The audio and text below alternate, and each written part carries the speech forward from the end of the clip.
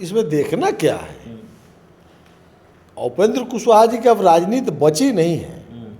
वो तो आप देख रहे हैं कि राज्यसभा के सांसद हो गए तो किस परिस्थिति में बने, उनका लड़का एमएलसी होकर हो गए, वो किस परिस्थिति में बने। ये तो आप क्या पूरा बिहार समझ गई जी। बार्गेनिंग कैपेसिटी उनका काम कर गया जी। अब तो उनके पास कोई जनाधार है नहीं। उनके साथ हर जिला से एक दो वैसे कुशवाहा हैं जो उस जिला में भी उसकी कोई पहचान नहीं है।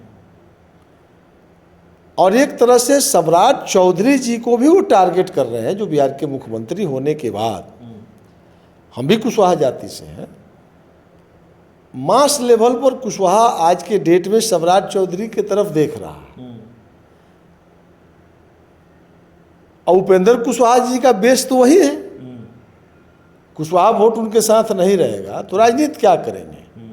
अब बेचैनी है कि जदयू वाला जो वोट है वो हमारे साथ जुट जाए।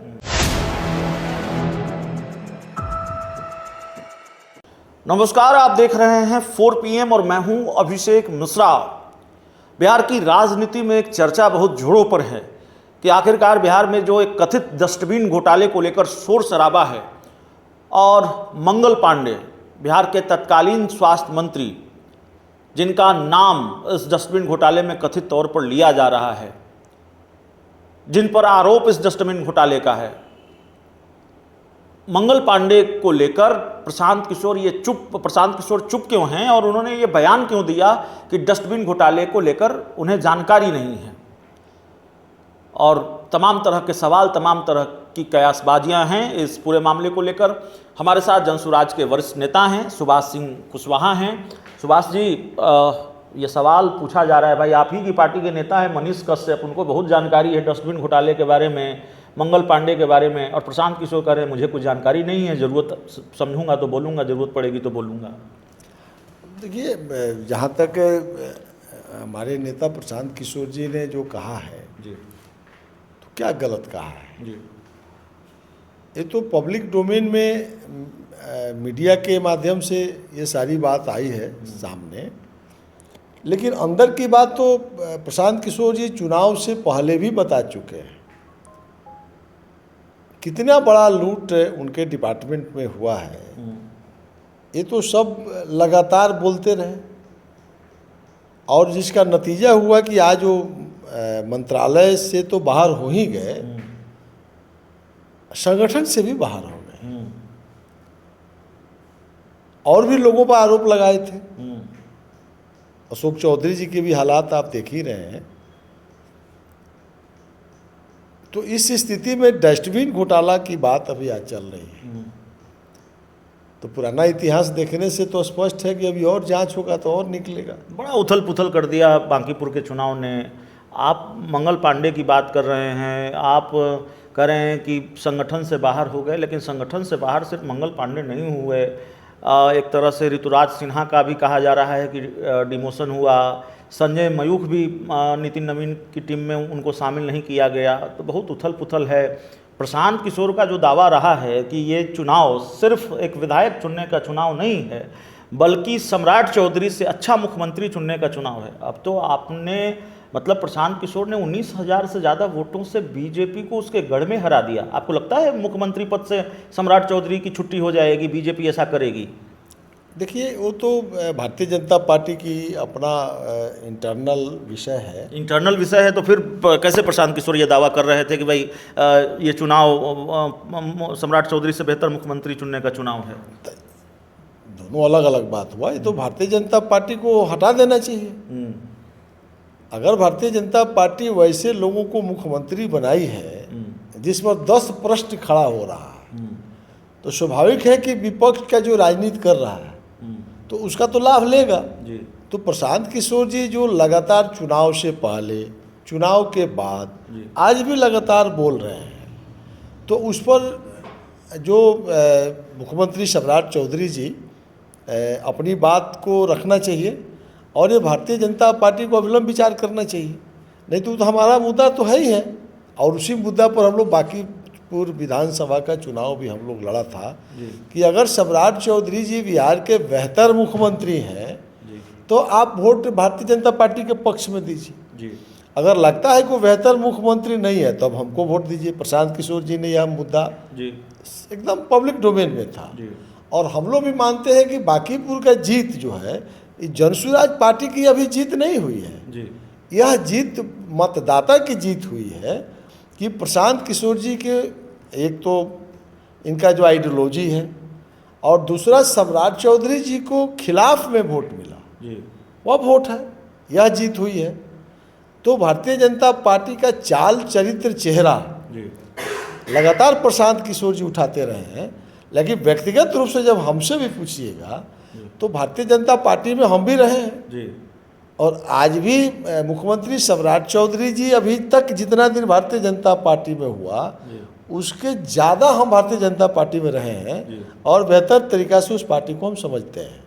चूँकि वो कास्ट लाइन पर भारतीय जनता पार्टी ज़्यादा काम करती है, वो धर्म को आगे करके राजनीति करती है, तो इसलिए हम बहुत दिन वहाँ नहीं टिक पाए। चूँकि हम लोग हिंदू मुसलमान सिख ईसाई करने वाले लोग हैं, सभी जाति और धर्म को लेकर हम लोग चलने वाले लोग थे, तो इसलिए वहाँ से हम लोग हट गए थे।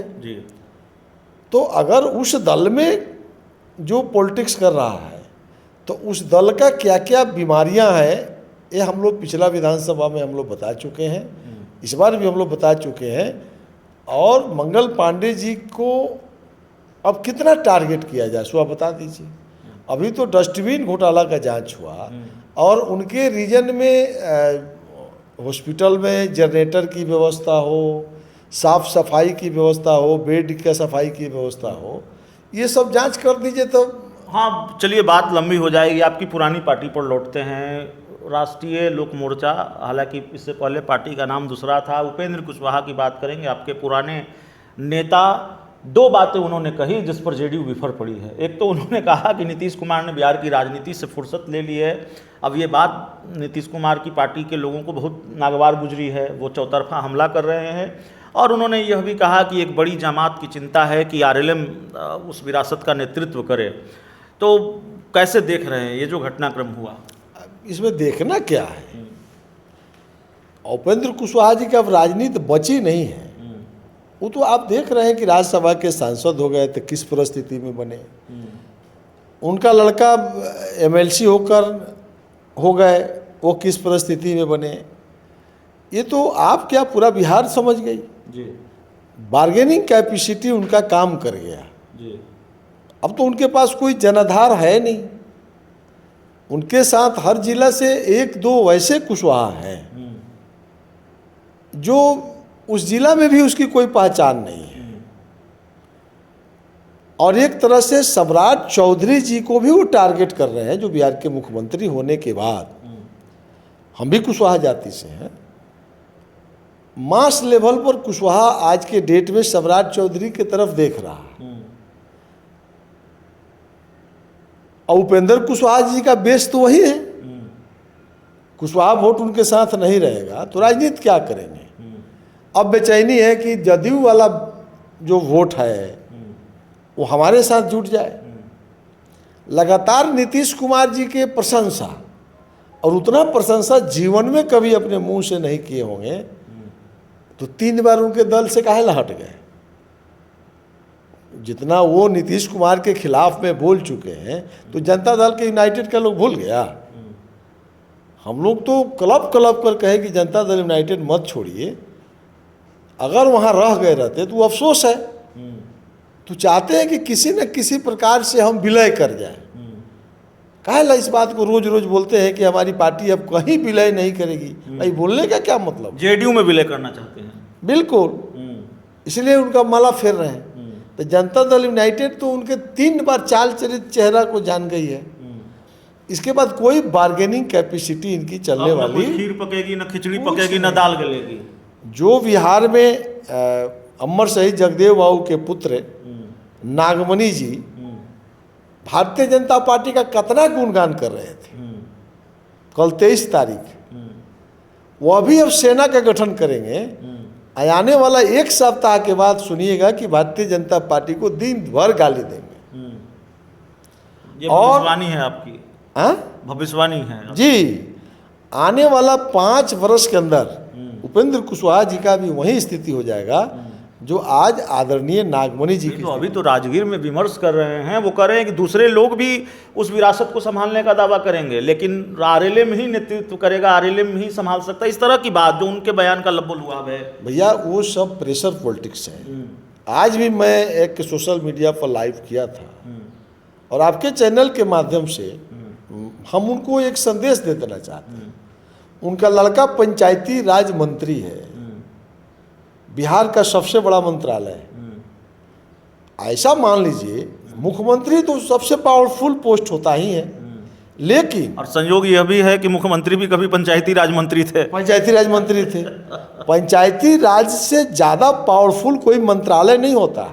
29 विभाग का मालिक है।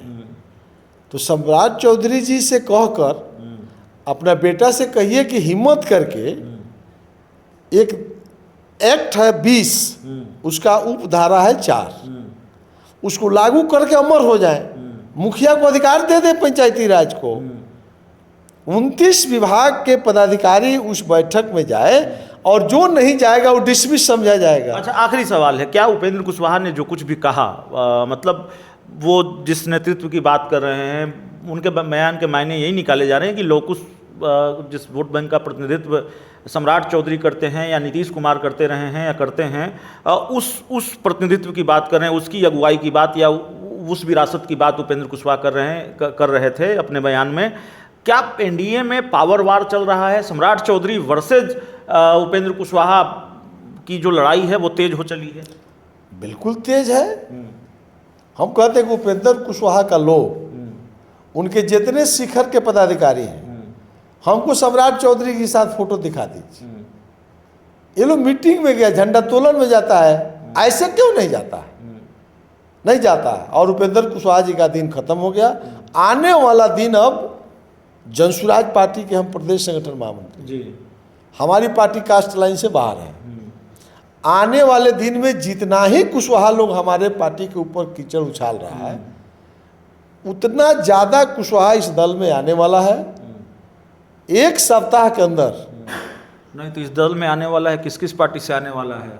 हम पार्टी के नाम अभी नहीं बताएंगे, लेकिन दर्जनों कुशवाहा नेता एक सप्ताह के अंदर, बड़े बड़े नेता जो विधानसभा का चुनाव लड़ा, वो लोग मेरे यहाँ सदस्यता ग्रहण। रेणु कुशवाहा, अजय कुशवाहा, आरजेडी, कोई नाम अभी नहीं बताऊंगा। नहीं आरजेडी से रेणु कुशवाहा, अजय कुशवाहा, जिनके आरएलएम ज्वाइन करने की चर्चा एक है। सप्ताह के अंदर इतने बड़े बड़े कुशवाहा मेरे यहाँ आने वाले हैं। मैं तो 2 लोगों का नाम ले रहा हूं, इनकी चर्चा है कि आरएलएम में ज्वाइन हम करेंगे। कोई स्वीकृति नहीं देंगे। हाँ। इसलिए अब उपेंद्र कुशवाहा जी का दिन, अरे राज्यसभा के सांसद है, बेटा मंत्री है, तो 10 को लोग जाएगा ना जी। एक पूर्व सांसद भी हैं क्या? अरे आप उसको छोड़िए, लेकिन लोग मेरे यहाँ बहुत आने वाले हैं। चलिए।